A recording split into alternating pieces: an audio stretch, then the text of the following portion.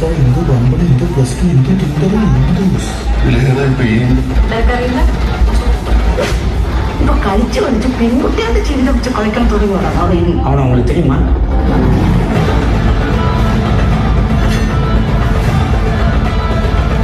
ഈ നഗരത്തിൽ നടക്കുന്ന പല വൻ ഡീലുകൾക്ക് പിന്നിലും ഇന്ന് ഈ പേര് കേൾക്കുന്നുണ്ട്. 8 പേരാണ് ഇതിന് പിന്നിലെങ്കിൽ ഒരൊറ്റ കാലം ജീവനോടെ ബാക്കി കാണില്ല.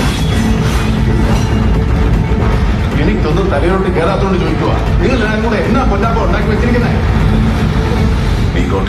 സീൻസ് ഉണ്ടെന്ന് ഞാൻ പറയുന്നില്ല, കാരണം ഇനി നമ്മൾ തമ്മിൽ കാണില്ല.